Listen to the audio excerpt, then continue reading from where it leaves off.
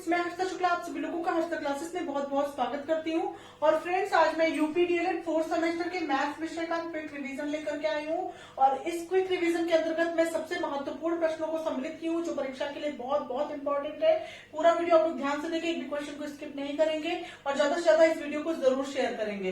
पहला क्वेश्चन है, समलंब की समांतर भुजाएं 15 मीटर और 8 मीटर है, उनके बीच की दूरी 12 मीटर है, समलंब का क्षेत्रफल ज्ञात कीजिए। ठीक है, तो समलंब का क्षेत्रफल होता है, समलंब के क्षेत्रफल का फॉर्मूला क्या होता है, सबसे पहले ये जान लेते हैं।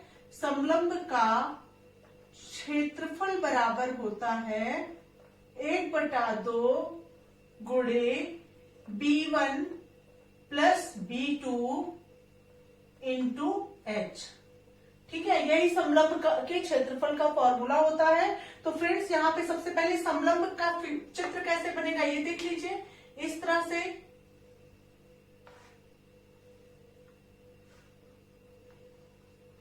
समलंब का चित्र जो है इस प्रकार से बनेगा। ये आपका B1 है, B1 आपको दिया गया है, मान लीजिए 8 मीटर है, ये आपका छोटी भुजा है। दो भुजाएं हैं 8 मीटर और 15 मीटर। जो छोटी भुजा है उसको हम मान लिए 8 मीटर की है, और जो बड़ी भुजा यानी यहां से यहां तक B2 आपकी है, B2 बराबर हो गया 15 मीटर। ठीक है फ्रेंड्स, जैसा कि आपको क्वेश्चन में दिया गया है। और इनके बीच की दूरी 12 मीटर है, मतलब यहां से यहां तक के बीच की दूरी जो है वो कितनी है, 12 मीटर है। मतलब H बराबर हो गया आपका 12 मीटर। ठीक है, अब फॉर्मूले में वैल्यू पुट कर दीजिए, तो एरिया बराबर हो जाएगा आपका 1/2 गुणे B1 की जगह आप 8 लिख दीजिए, प्लस B2 की जगह आप 15 लिख दीजिए, ब्रैकेट क्लोज, इंटू H की जगह आप 12 लिख दीजिए। ठीक है, अब ये हो जाएगा A बराबर 2 से आप 12 को डिवाइड कर सकते हैं, 2 छंग 12 हो गया, 15 8 हो गया आपका 23, और गुणे 6, और बराबर आपका हो गया 6 त्रिक 18 के 8 हासिल 1, और 6 दूना 12 1 13, 138। और किसमें है ये, मीटर में है सभी, तो मीटर स्क्वायर या 138 वर्ग मीटर हो गया आपका समलंब का क्षेत्रफल। ठीक है फ्रेंड्स, तो ये आपका आंसर हो गया। होप आप लोग को ये क्वेश्चन अच्छे समझ में आ गया होगा। नेक्स्ट क्वेश्चन है फ्रेंड्स, यदि किसी समलंब की समांतर भुजाएं 3 सेंटीमीटर तथा 4 सेंटीमीटर है तथा इनके मध्य की दूरी 3 सेंटीमीटर है, समलंब का क्षेत्रफल निकालिए। तो सबसे पहले समलंब का आप चित्र बना लेंगे इस तरह से, कुछ इस तरह से समलंब का चित्र बनता है। ये दोनों भुजाएं एक दूसरे के समांतर होती हैं। समांतर भुजाएं 3 सेंटीमीटर, मान लीजिए ये 3 सेंटीमीटर आपका B1 हो गया, B2 दूसरी भुजा आपको दी गई है 4 सेंटीमीटर।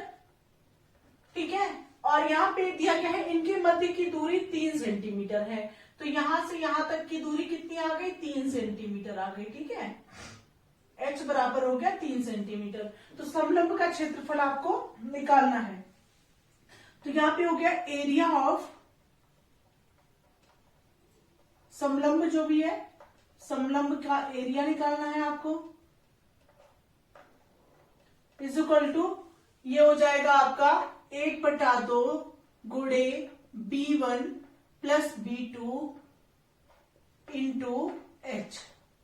ठीक है, अब यहाँ पे हो गया आपका 1/2 गुणे B1 की जगह कितना है, 3 सेंटीमीटर है, तो यहाँ पे 3, प्लस B2 कितना है, 4 सेंटीमीटर है, तो यहाँ 4 हो गया, इंटू H आपका कितना है, H आपका है 3 सेंटीमीटर, तो यहाँ पे 3 लिख देंगे।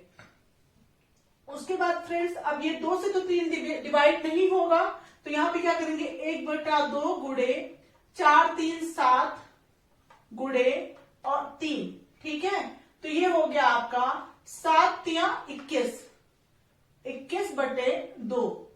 2 से इसको डिवाइड कर दीजिए, 2 एकड़ नम 2 0 दशमलव 2 पंचे 10 बराबर 10.5 सेंटीमीटर स्क्वायर, यही हो गया समलंब का क्षेत्रफल, यही हो गया आपका आंसर।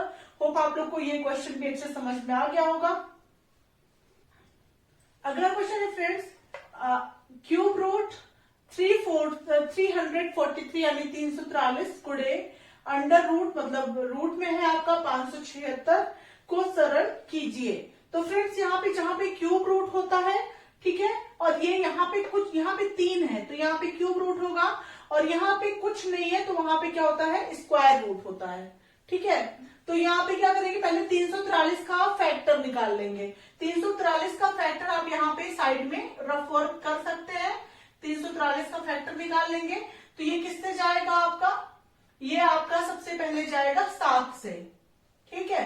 तो 7 से जाएगा तो ये हो जाएगा 7 चौक 28, 6 34, 7 9 63। फिर ये 7 से जाएगा 7 7 49, फिर ये 7 से जाएगा 7 1 9 7, ठीक है। पहले का इतना आ गया, तो पहले का आप इस प्रकार से लिख भी सकते हैं 7 मल्टीप्लाई 7 करके, ठीक है। अब मल्टीप्लाई यहाँ पे इसका निकाल लीजिए, 576 का फैक्टर निकालेंगे तो ये आप सबसे पहले 2 से करेंगे, 2 दूना 4, 1 5, 2 8 16, 1 17, 2 8 16। फिर 2 से करेंगे तो 1 9 2, 2 चौके 8, 2 चौके 8। फिर 2 से जाएगा 2 7 14, 2 दूना 4। फिर 2 से जाएगा 2 3 6, 1 7, 2 6 12। फिर 2 से जाएगा 2 1 9 2, 2 8 16। फिर 2 से जाएगा 2 9 18। फिर 2 से जाएगा फिर 2 9 18 हो गया। फिर ये 3 से जाएगा 3 3 9, फिर 3 से जाएगा 3 1 9 3, ठीक है। अब ये जितना भी संख्या आया है ये सभी आप यहाँ पे लिख लेंगे। सबसे पहले आप देखेंगे कि 2 कितनी बार आया है, 1 2 3 4 5 6 बार आपका 2 आया है, तो 6 बार आप 2 लिखेंगे। 1 2 3 4 5 और ये 6 बार आपका 2 आया है।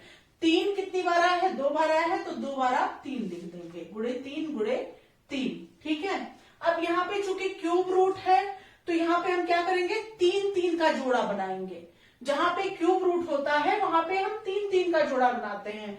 तो यहाँ पे 3 का पेयर 7 3 बार है, तो इसमें से एक 7 आपका बाहर निकल गया, ठीक है, गुणे यहाँ पे स्क्वायर। तो फ्रेंड्स यहाँ पे जो है 2 का, चूंकि यहाँ पे स्क्वायर रूट है, कुछ नहीं है, तो यहाँ पे 2 है, ठीक है। तो यहाँ पे 2 2 का हम पेयर बनाएंगे। तो यहाँ पे इस 2 का एक पेयर बन गया, इस 2 का एक जोड़ा बन गया, इन 2 2 है तो इसका भी एक जोड़ा बन गया, ये 2 बार 3 है तो इसका एक पेयर बन गया। तो यहाँ पे इनमें से 1 2 हम यहाँ लिखेंगे, यहां से 1 2 हम यहाँ लिखेंगे, यहां से 1 2 हम यहाँ लिखेंगे, और यहां से 1 3 हम उठा के यहाँ लिखेंगे।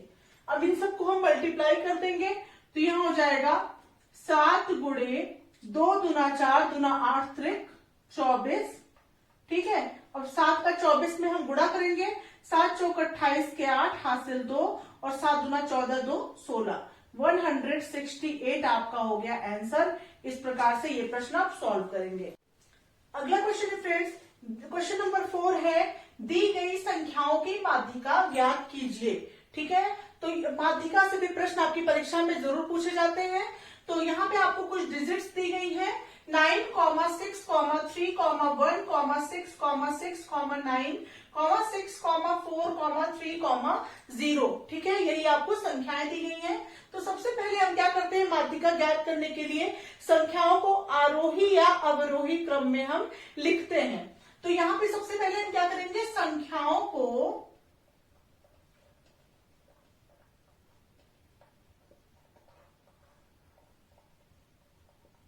आरोही क्रम में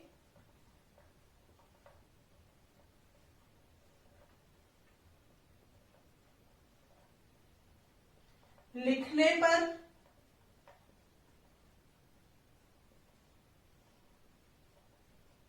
ठीक है। तो आरोही आरोही क्रम में लिखने के लिए हम क्या करते हैं, सबसे पहले सबसे छोटी संख्या, फिर उससे बड़ी, फिर उससे बड़ी, और फिर लास्ट में सबसे बड़ी संख्या को हम लिखते हैं। तो यहाँ पे सबसे छोटी संख्या क्या है, 0 है, तो सबसे पहले हम क्या लिखेंगे, 0 लिखेंगे।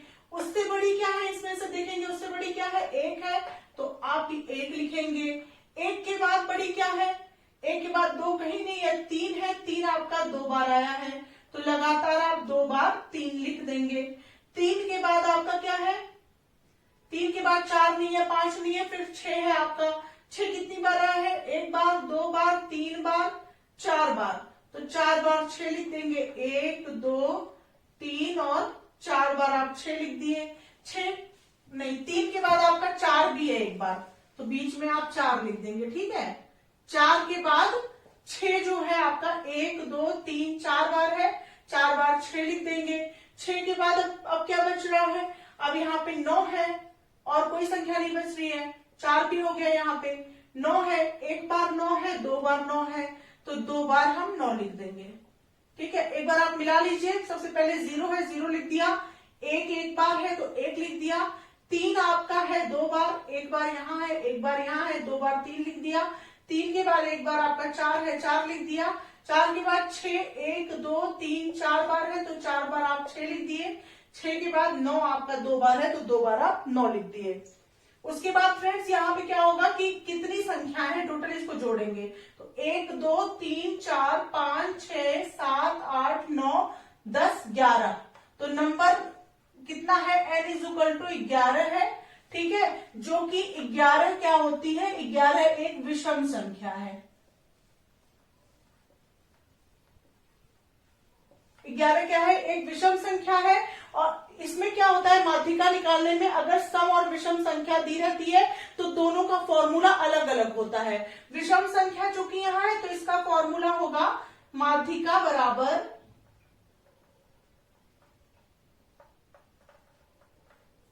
n+1/2 पद, ठीक है, ये फॉर्मूला होता है। तो n+1/2 पद मतलब n की जगह क्या निकल गया है, 11 निकल के आया है। 11 है ना, संख्या 11 है, 11 + 1/2 पद, तो ये हो जाएगा आपका 12/2 पद। 2 छक 12 हो गया, छठवां पद। और छठवां पद क्या है, यहाँ पे छठवां पद इस संख्या में क्या है जो आप आरोही क्रम में अरेंज किए हैं, पहला, दूसरा, तीसरा, चौथा, पांचवा, छठवां। छठवां पद क्या है, 6 है, तो यहाँ पे छठवां पद बराबर 6, और यही आपकी माध्यिका आ गई, यही आपका हो गया आंसर। होप आप लोग को ये क्वेश्चन अच्छे समझ में आ गया होगा। नेक्स्ट क्वेश्चन नंबर 5 है, यदि 24 सेंटीमीटर ऊंचाई वाले एक लंब वृत्तीय शंकु का आयतन 1232 सेंटीमीटर है तो शंकु की त्रिज्या कितनी है। तो शंकु का आयतन का फॉर्मूला होता है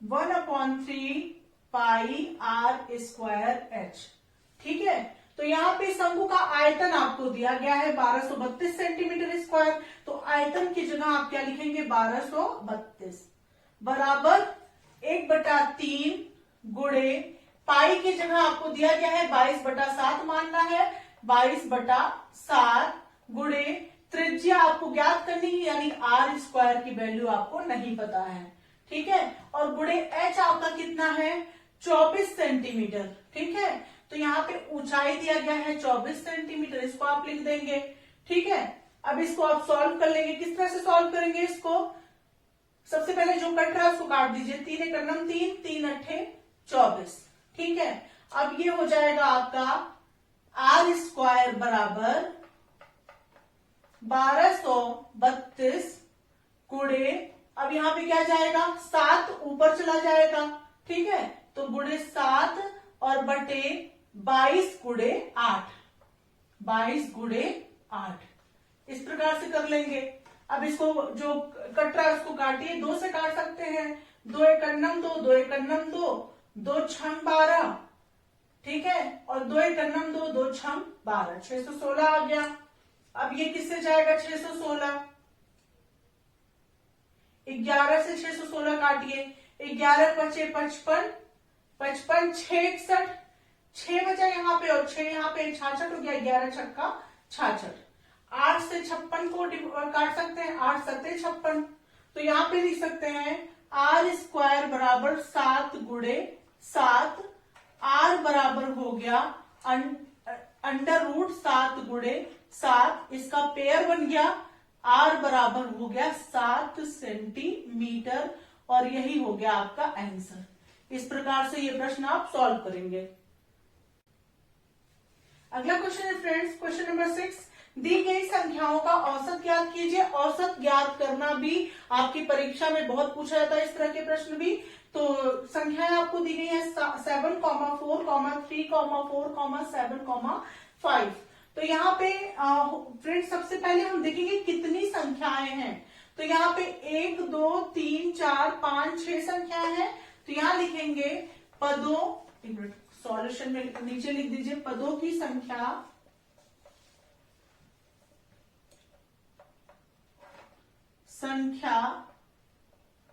बराबर 6, ठीक है।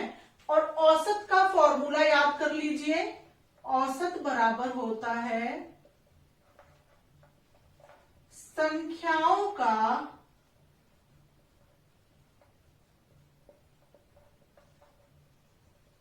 योग बटे पदों की संख्या।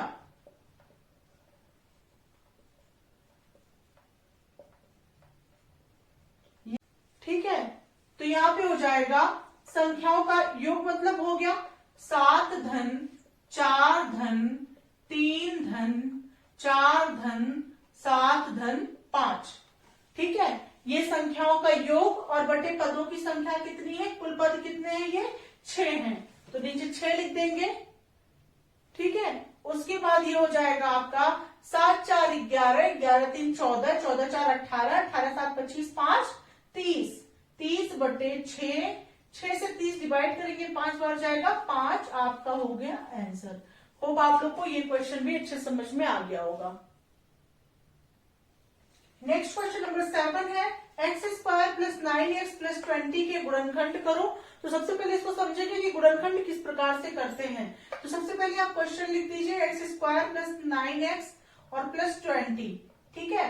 अब 20 का हम क्या करेंगे, यहां पर आपका कुछ नहीं है तो 1 है, 20 का 1 में हम मल्टीप्लाई करेंगे। अगर यहाँ पे 2 रहता तो 2 में हम मल्टीप्लाई करते, 20 का 1 में मल्टीप्लाई करेंगे तो 20 आएगा, और 20 का को हम 2 ऐसे भागों में बांटेंगे, मतलब 2 ऐसे संख्या लेंगे जिसको प्लस करने पर, यहाँ प्लस है तो मतलब प्लस करने पर बीच वाली संख्या है, और उन्हीं दोनों संख्याओं को मल्टीप्लाई करने पर 20 आए। तो अगर हम 5 और 4 को ले लेते हैं, तो 5 और 4 को जब हम गुणा करते हैं तो 20 आएगा, और प्लस करेंगे तो आपका 9 आएगा, ठीक है।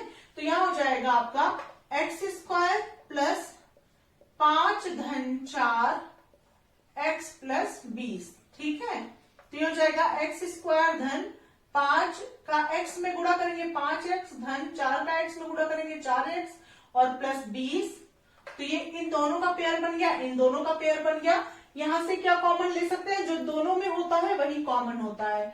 x आपका कॉमन हो गया तो ये हो गया x प्लस 5, और यहाँ पे प्लस 4 आपका कॉमन हो गया तो हो गया ये x प्लस 5, ठीक है।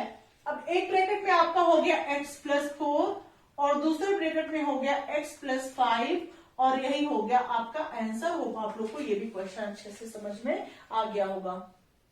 नेक्स्ट क्वेश्चन नंबर 8 है, 9/49 a square minus 4b square के गुणनखंड कीजिए। तो इसको हम किस प्रकार से करेंगे फ्रेंड्स, इसको हम किस प्रकार से लिख सकते हैं, तो इसको हम लिख सकते हैं 9 को आप लिख सकते हैं 3, ठीक है।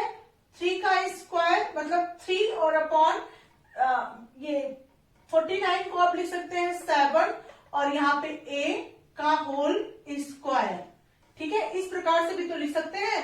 मतलब स्क्वायर के रूप में जब आप इसको लिखेंगे, सभी को पूरे को स्क्वायर के रूप में लिखेंगे, तो 9 किसका स्क्वायर होता है? 9 आपका 3 का स्क्वायर होता है, और आपका 49 किसका स्क्वायर होता है? 49 आपका 7 का स्क्वायर होता है, 3/7, और एक ए स्क्वायर किसका स्क्वायर होता है? तो ए का स्क्वायर होता है। ठीक है, तो ये हो गया आपका, एक बार ये लिख दिए, और दूसरी बार आप लिखेंगे -4b का स्क्वायर। इसको जब हम इस तरह से करेंगे तो क्या आएगा? 4 किसका स्क्वायर होता है? 2 का स्क्वायर होता है, 2b का होल स्क्वायर। ठीक है, एक फॉर्मूला होता है आपका, इसको याद कर लीजिए, a square minus B square is equal to एक ब्रैकेट में a प्लस बी और दूसरे ब्रैकेट में होता है a माइनस बी। ठीक है, तो यहाँ पे ये आपका a स्क्वायर के फॉर्म में हो गया और ये आपका बी स्क्वायर के फॉर्म में हो गया। ठीक है, तो a square minus B square के रूप में ये आपका हो गया। तो एक ब्रैकेट में a प्लस बी लिख देंगे और दूसरे ब्रैकेट में क्या लिखेंगे? a माइनस बी लिख देंगे। तो a प्लस बी मतलब 3/7a प्लस 2b। ठीक है, इस तरह से ये एक ब्रैकेट में ये 3a/7 भी लिख सकते हैं आप यहाँ पे। ठीक है, और यहाँ पे दूसरे ब्रैकेट में हो जाएगा आपका 3a/7 माइनस 2b। ठीक है, तो ये आपका हो गया आंसर। इस प्रकार से ये क्वेश्चन सॉल्व हो जाएगा।